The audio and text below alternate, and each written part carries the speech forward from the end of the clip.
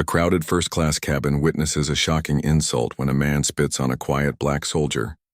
The arrogant aggressor feels untouchable, but the soldier's calm dignity unsettles the atmosphere.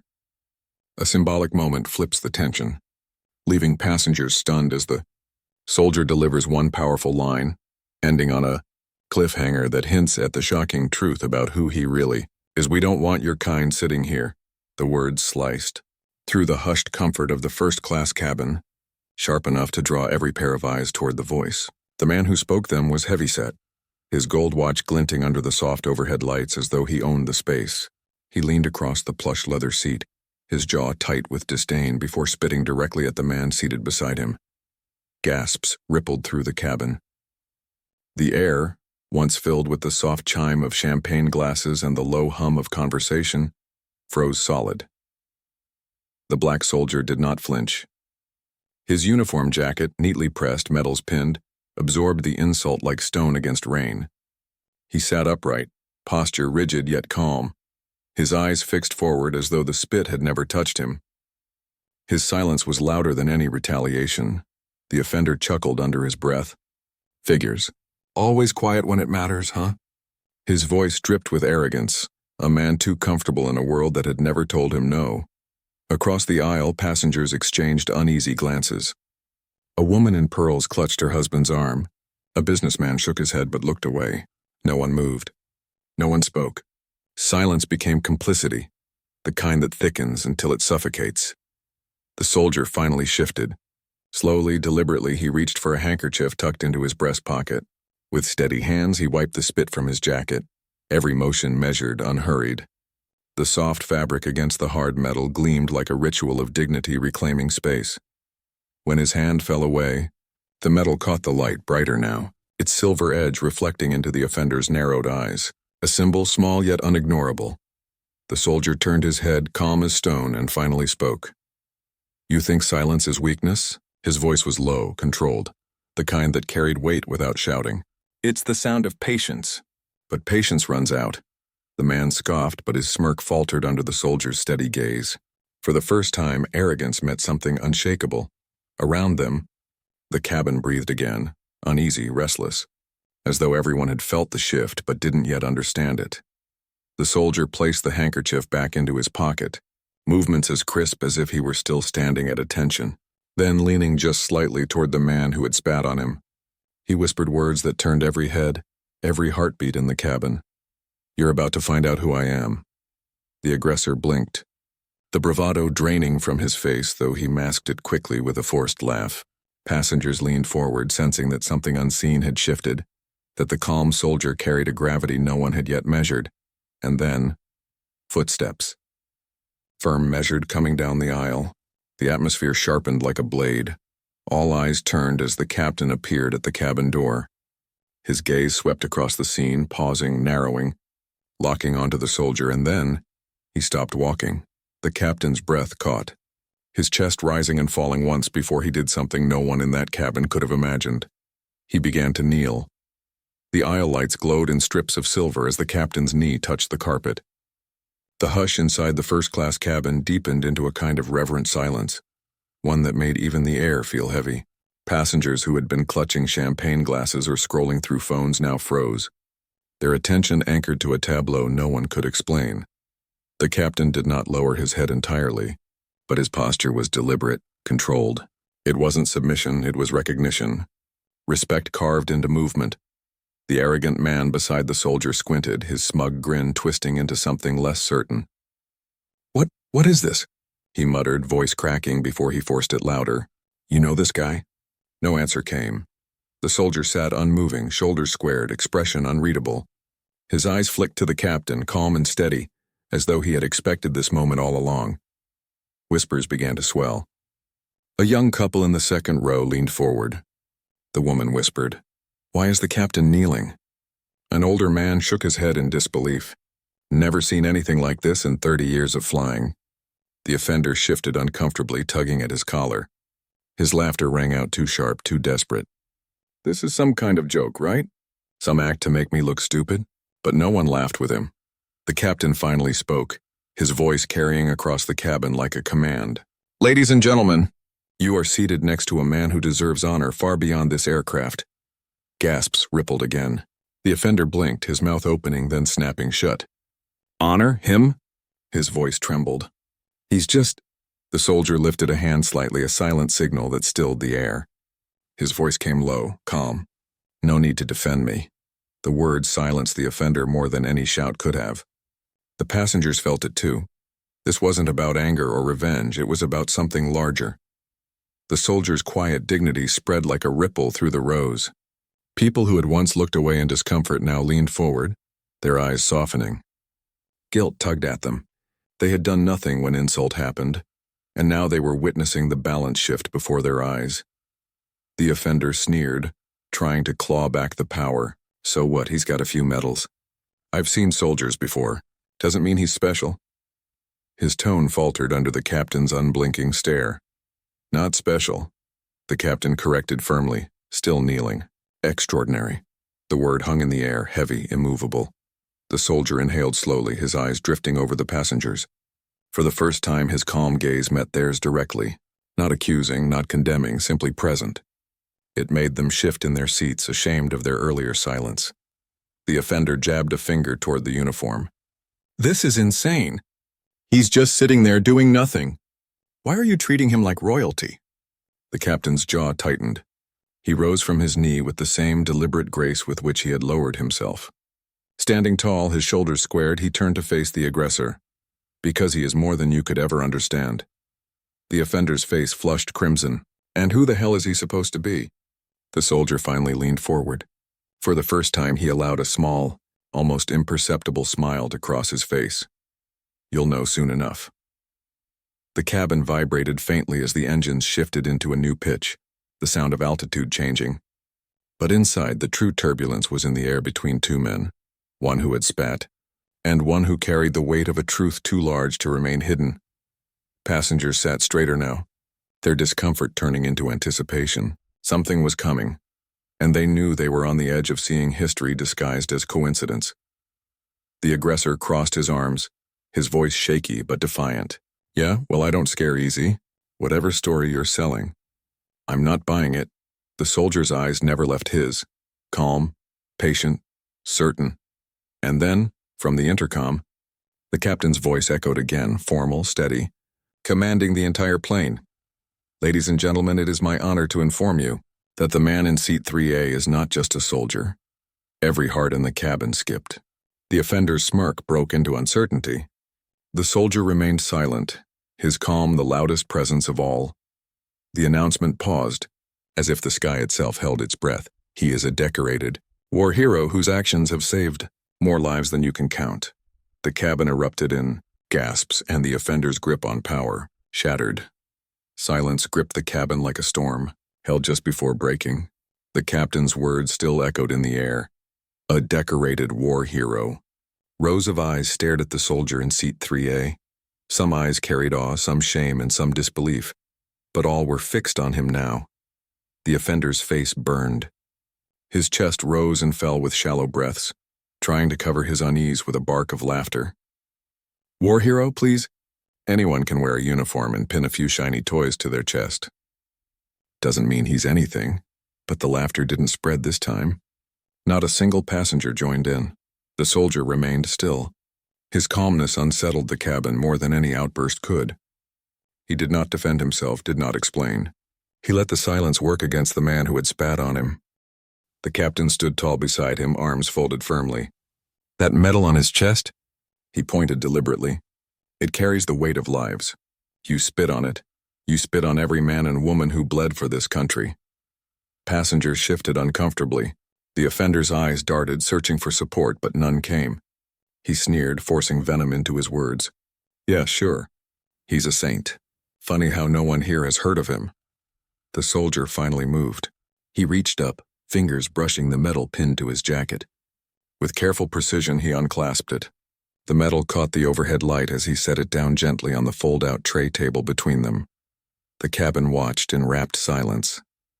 This isn't for you to believe, the soldier said softly. His voice was even, measured, yet it filled every corner of the room. It's for those who never made it back. The words landed like stone in still water, rippling through every witness. Passengers bowed their heads unconsciously, as though hearing a prayer spoken in a language older than time. The offender's smirk faltered. His gaze dropped to the metal, the simple object that now felt heavier than the entire plane. A young boy a few rows back tugged on his mother's sleeve. "Mom," he whispered. "He's a hero." Tears welled in her eyes as she hushed him, squeezing his hand. The cabin's energy shifted, softening into reverence.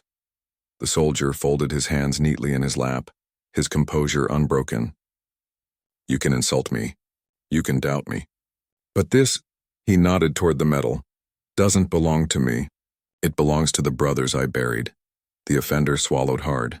His arrogance cracked under the weight of words not shouted but carried in quiet truth. The captain's voice cut in, firm as steel. "Do you have any idea what this man has done? What he has sacrificed while you've sat in comfort, enjoying freedoms he fought to protect?" The offender clenched his fists. His voice came smaller now, though still sharp. I don't buy it. You're all exaggerating. Probably some PR stunt." The soldier leaned back against his seat, eyes closing briefly as though he had heard this kind of dismissal before. His silence was not weakness, it was survival. One passenger, a middle-aged man in a business suit, suddenly stood, his voice trembling. "Captain, may I?" The captain nodded. The man walked down the aisle, pausing by seat 3A. He bent slightly, eyes lowered in respect, and placed a hand over his heart. "Thank you," he whispered. Others stirred.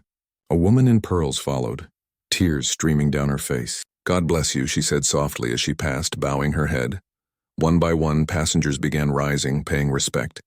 Some saluted, some whispered prayers, some simply nodded. The offender shrank back into his seat, eyes darting wildly as if the entire cabin had betrayed him. The soldier, however, did not bask in their attention.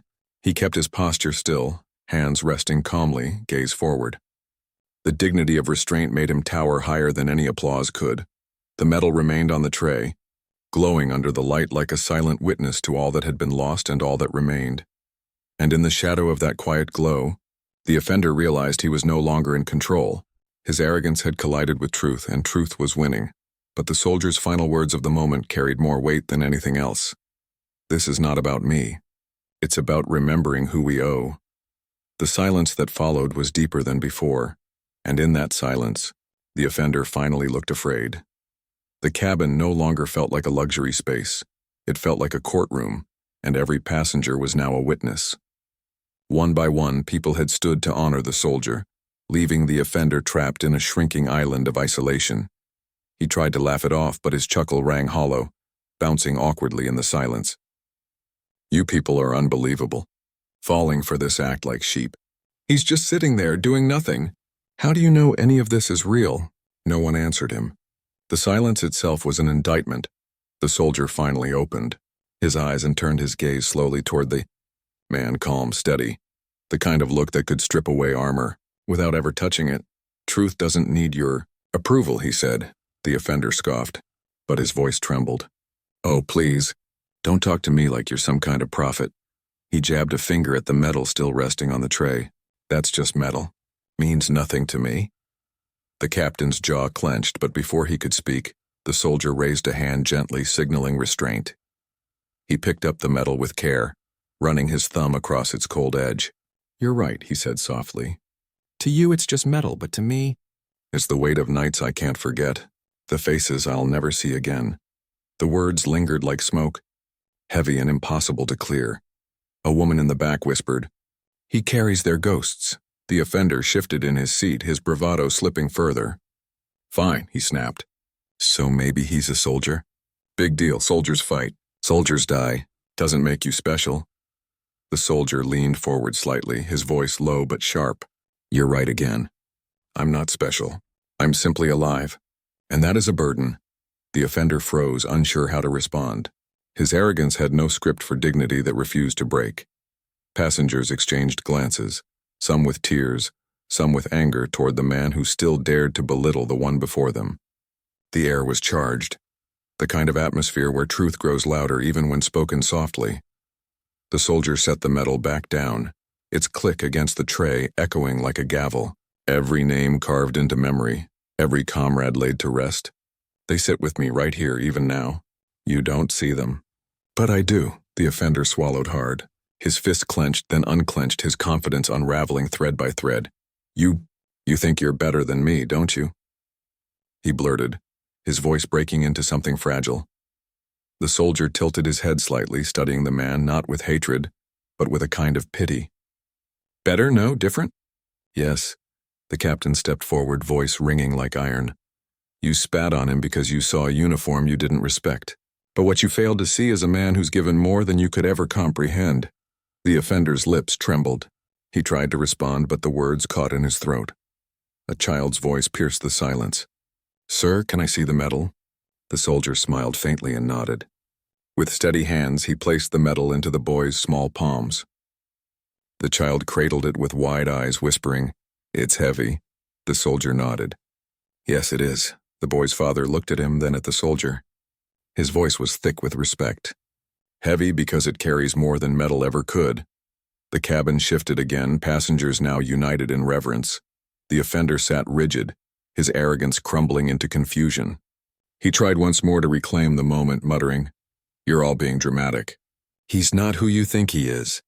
The soldier turned back to him, eyes steady. No, he said softly. I'm more. The words landed like a thunderclap, their meaning left hanging in the air. Passengers leaned forward, curiosity burning in their eyes. The offender blinked, bewildered.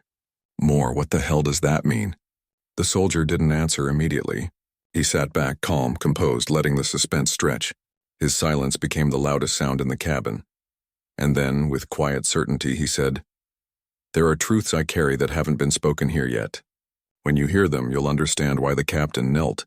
The offender's face paled. Passengers shifted closer, their anticipation now sharpened into edge. Whatever was coming, it was bigger than a medal, and everyone knew it. The hum of the engines filled the silence, steady and low, as though the plane itself was waiting to hear what the soldier would say. Every eye was on him now. Passengers leaning forward, the captain standing tall, even the flight attendants frozen mid-step. The soldier clasped his hands together, fingers interlaced. He did not speak quickly. He let the pause breathe, heavy and deliberate, until the weight of the moment pressed down on every chest in the room. I've worn this uniform for more years than I can count, he began softly.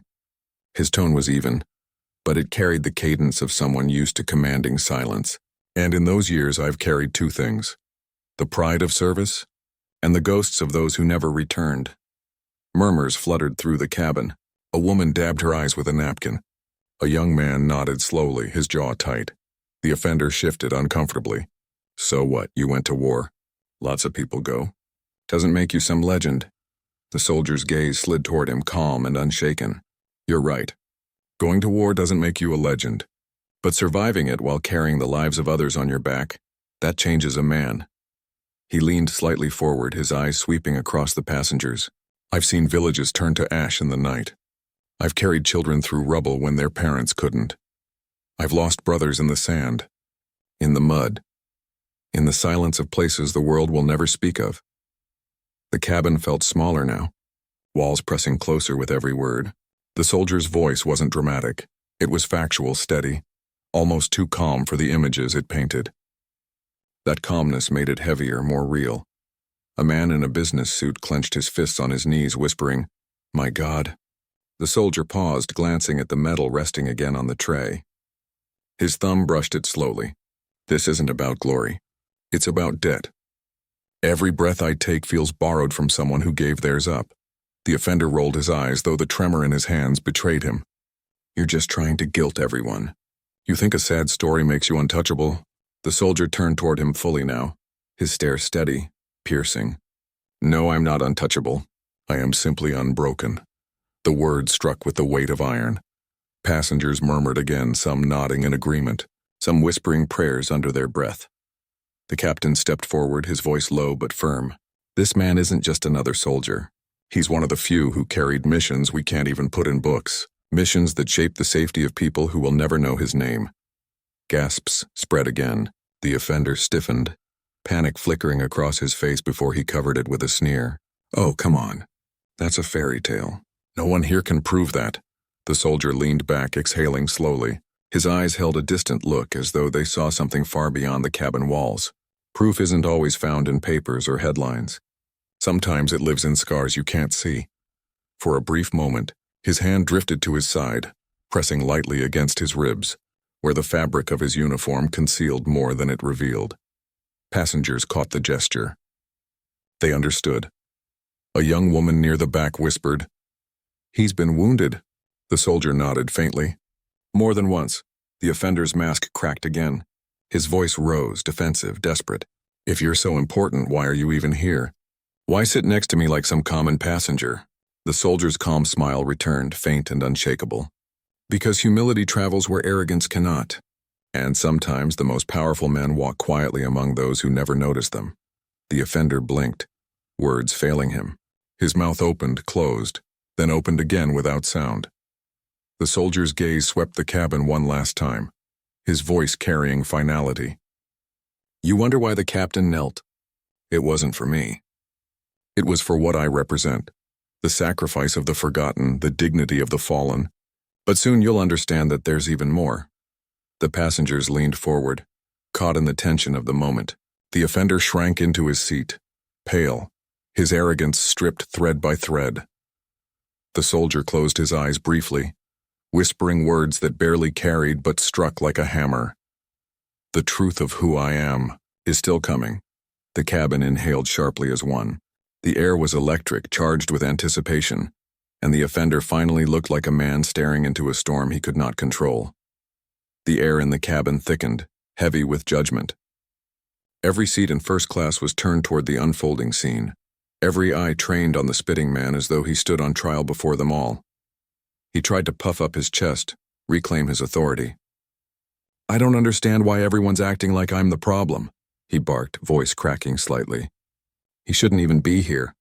First class isn't for people like what?" A woman interrupted sharply from the row behind him. Her eyes blazed, her lips tight with anger. The spitting man froze. For the first time he realized the crowd wasn't on his side. Whispers erupted like sparks catching fire. "Did you see what he did? Spit on him, disgusting. Unbelievable. On a soldier, no less. He should be thrown off the plane." The soldier sat unmoving, his posture straight, his silence a quiet act of defiance. He didn't need to argue. The truth was exposing itself all around him. The captain remained still, watching. He hadn't spoken again since his sharp warning, but his presence was like a blade hanging in the air, ready to strike when the moment demanded. His eyes flickered occasionally toward the soldier, a recognition lingering there, unspoken but powerful. The spitting man's voice rose in desperation. "This is ridiculous. You're all ganging up on me. Do you even know who I am? I've got money, influence. I could ruin this airline if I wanted to." A man across the aisle, his voice calm but cutting, leaned forward. "Money doesn't buy you class. And it sure doesn't erase what we just saw." A ripple of agreement followed. Heads nodded. The spitting man's face reddened, his arrogance collapsing beneath the weight of the crowd's judgment. He looked around frantically, searching for an ally, but found none. Even the flight attendants avoided his eyes, their expressions cold with quiet disapproval. "You people," he muttered, trembling slightly. "You've all lost your minds." The soldier finally spoke, his voice deep, calm, carrying across the tense silence. "Respect isn't earned by what you own. It's earned by how you treat others." The cabin stilled. The words hung in the air, undeniable. The spitting man scoffed weakly, but no words followed. His tongue failed him where arrogance once flowed. The captain stepped forward then, slow, deliberate. His polished shoes clicked against the aisle floor. He stopped right in front of the soldier's seat, standing tall, blocking out the chaos of whispers. The spitting man flinched, convinced the captain would finally side with him. But the captain didn't even look at him. His eyes remained locked on the soldier. Passengers leaned in. Something unspoken was building. The captain's jaw flexed. He inhaled slowly, then exhaled as though bracing himself. "The truth is," he said, voice firm but heavy, "men like you don't come around often." The soldier tilted his head slightly, curious but calm. "Men like him?" The spitting man shouted, clinging to his last scrap of arrogance. "You mean—" "Yes." The captain cut in sharply, his voice slicing through the man's words. "Men like him." The spitting man recoiled, stunned into silence. The passengers erupted again, murmurs, nods, approval. The tide had turned completely. The soldier's calm eyes studied the captain as though measuring something deeper than authority. The captain didn't break the gaze. His expression hardened with resolve. "This isn't over," he said quietly, almost to himself. "Not until the truth is known." And then, for the briefest second, the soldier caught it, something hidden in the captain's eyes. Respect, recognition, maybe even guilt. But whatever it was, the spitting man saw it too. And that realization terrified him more than the crowd's judgment ever could, because if the captain wasn't with him, he was already defeated. The cabin was no longer buzzing with outrage, it was humming with curiosity. The passengers, emboldened by the soldier's calm and the captain's cryptic words, leaned in closer, as though drawn to a mystery unraveling before their eyes. A young man in the second row broke the silence. "Excuse me, sir," he said, addressing the soldier respectfully. "I don't mean to pry, but who are you?" The soldier didn't answer right away. His hands remained folded neatly in his lap, his face unreadable. But the question had stirred something in the crowd. "Yeah," another passenger added. "You carry yourself like someone important, not just anyone." The spitting man scoffed, seizing the moment to reassert himself. "Important? Don't make me laugh.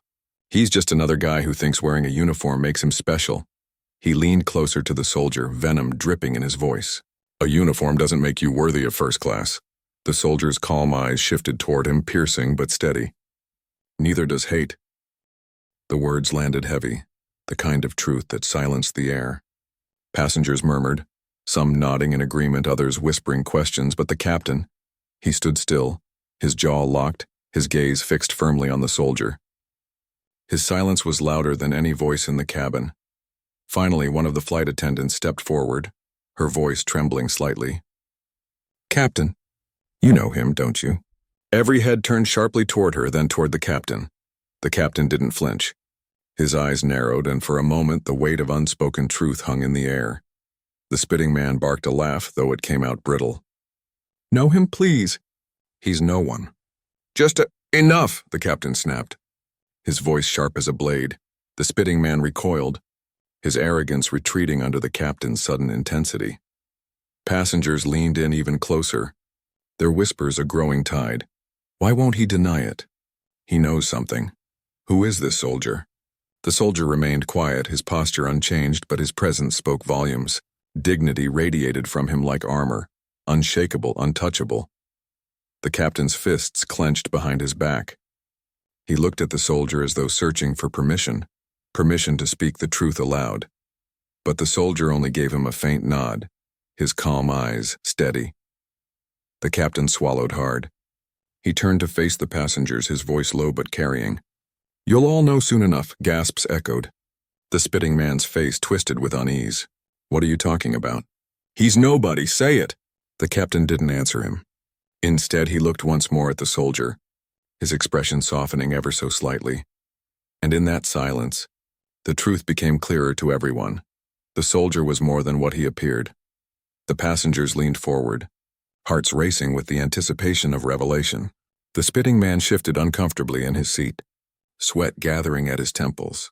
For the first time, it was he, not the soldier, who looked out of place in first class. And as the engines roared softly beneath their feet, the cabin seemed to hold its breath, waiting for the truth that could no longer stay hidden. The cabin felt like a courtroom now, rows of silent jurors leaning forward, waiting for a verdict. The air buzzed with restless energy, but the soldier sat calm, a mountain unmoved by storm or flame. The captain stood at the center of the aisle, his shadow stretching long across the carpet. His jaw worked slowly, as though chewing words too heavy to release. Every second of silence deepened the suspense, pressing on the passengers like a weight. The spitting man couldn't bear it. He leapt to his feet, voice rising. "This is absurd. All of you, staring like he's some kind of hero. He's not. He's just another man in a cheap uniform trying to play important." He sneered, his words dripping with poison. "You're all being fooled." But the passengers didn't look at him. Their eyes never left the captain and the soldier. "You don't get it," the spitting man roared. "I belong here." "Not him, me." His face was blotchy now, sweat glistening under the cabin lights. His arrogance sounded more like panic. A woman in the third row whispered sharply, "Sit down. You've embarrassed yourself enough." The man's head snapped toward her, his mouth opening to spit venom again. But the captain's voice cut through, cold and commanding. "Sit." The single word slammed into the air like a gavel. The spitting man froze, his breath catching in his throat. For a moment he seemed smaller, reduced to nothing by the captain's tone. With shaking hands, he lowered himself back into his seat. Passengers murmured approvingly, their respect for the captain deepening, but their curiosity sharpened. "Captain," one man said softly, "why are you protecting him?" Another passenger added, "You know something about this soldier, don't you?" The captain's shoulders stiffened. His eyes flickered to the soldier, then back to the crowd. "It isn't about protection," he said slowly. "It's about recognition." The soldier lifted his head slightly, his calm eyes catching the captain's. For a moment, the two men shared a silence filled with history, with unspoken memory. The passengers leaned forward, hanging on the edge of revelation. The spitting man, desperate to regain ground, barked, "Recognition? Recognition of what?" "He's nothing. Say it already." "He's nothing." The soldier finally spoke, his voice deep and resonant, cutting through the chaos like a steady drumbeat. "You've said enough. Your words reveal more about you than they ever will about me." A hush fell. The passengers absorbed his calm strength, his refusal to let hatred define him. The captain exhaled heavily as though a decision had been made.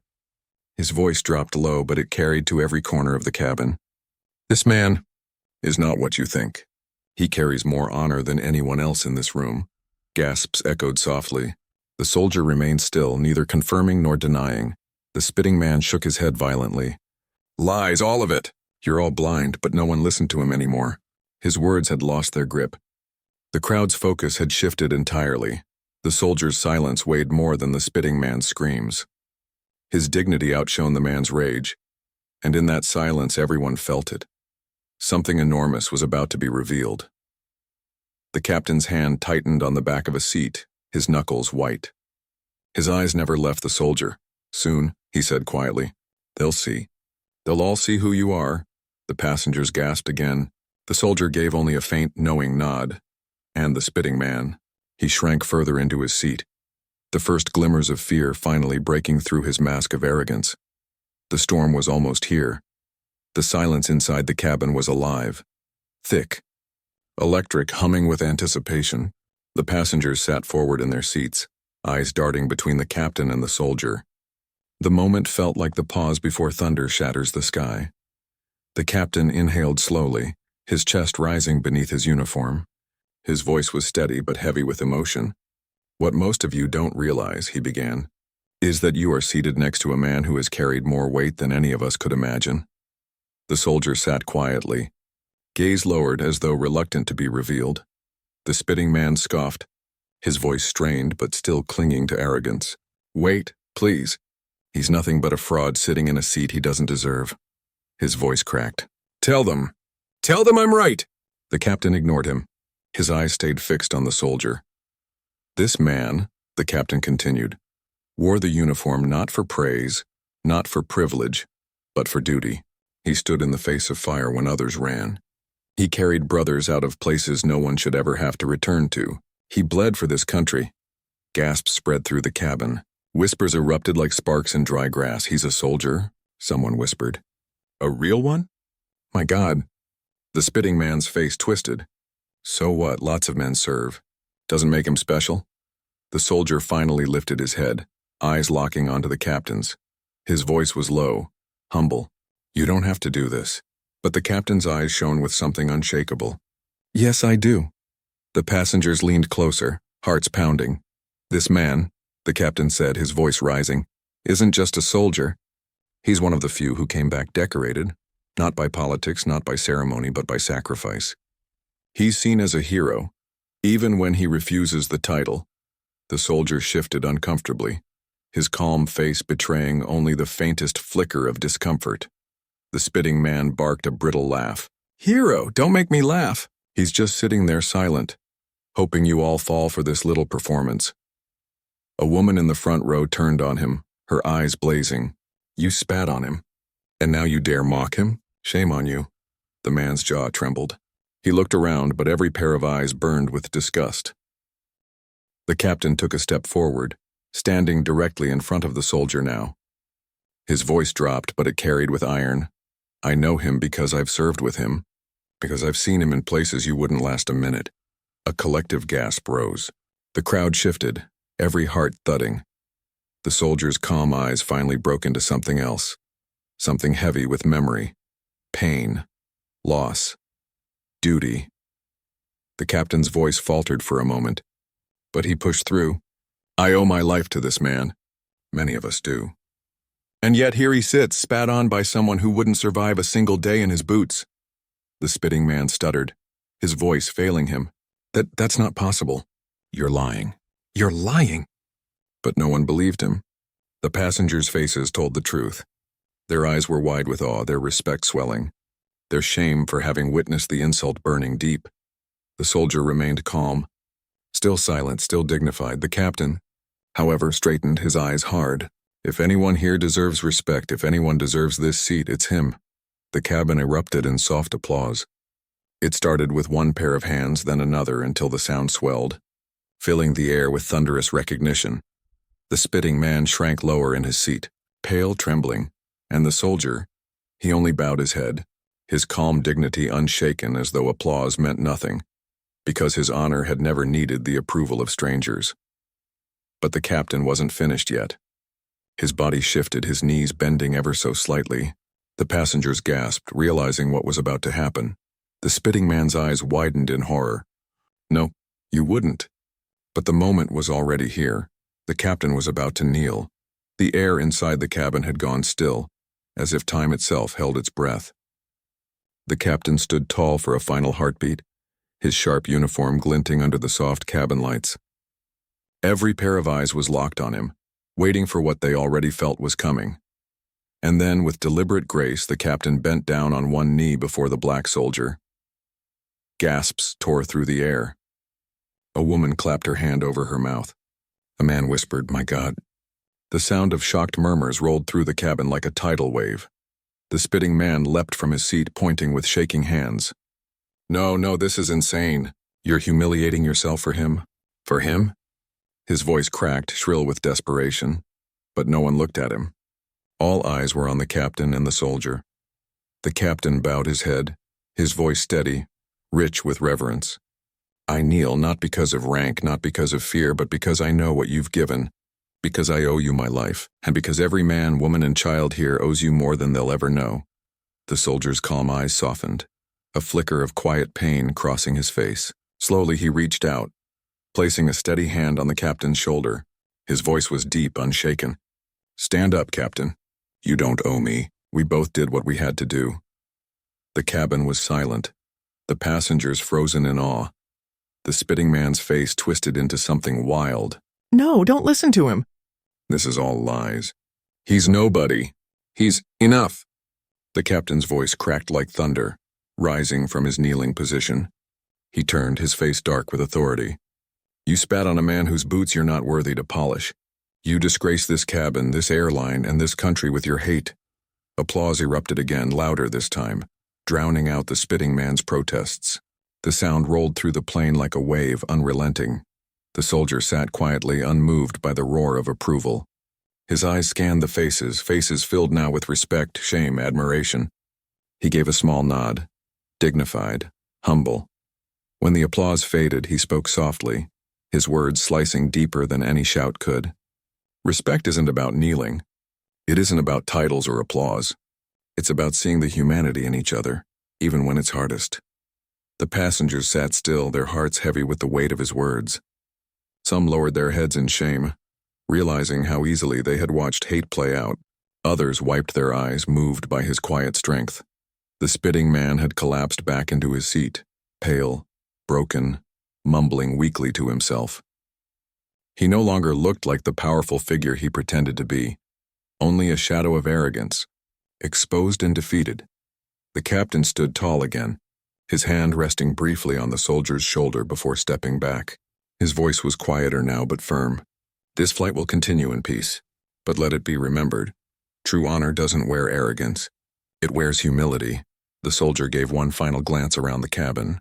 His calm eyes met those of the passengers one by one, leaving them with a silent message.